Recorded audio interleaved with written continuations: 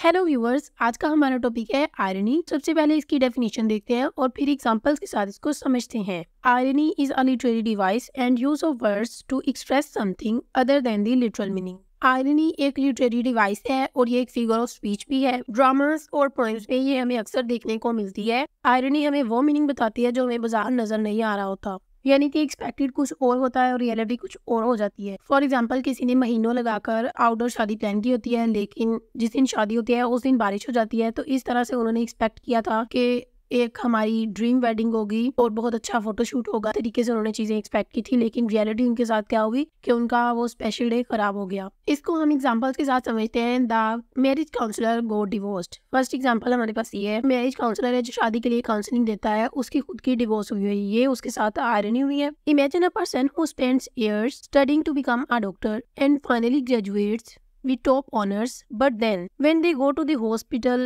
to start their first day as a doctor, they accidentally trip and break their arm. एक इंसान है जो सालों लगा देता है डॉक्टर बनने के लिए, लेकिन जब वो अपने फर्स्ट डे के लिए हॉस्पिटल जाता है मरीजों को सर्विसेज देने के लिए, और वहां पहुंचते ही उसका खुद का बाजू टूट जाता है। बजाय इसके कि वो मरीजों का इलाज करे, वो खुद एक मरीज बन जाता है। तो ये उसके साथ आयरनी हुई है, यानी कि एक्सपेक्टेड कुछ और होता है और रियलिटी में कुछ और हो जाता है, उसको हम आयरनी कहते हैं। टाइप्स ऑफ आयरनी के लिए मैंने एक अलग सी वीडियो बनाई हुई है। सो अगर आपके लिए ये वीडियो हेल्पफुल रही हो और आपको वीडियो अच्छी लगी हो तो मेरे चैनल को सब्सक्राइब करें और वीडियो को शेयर करें। Thank you.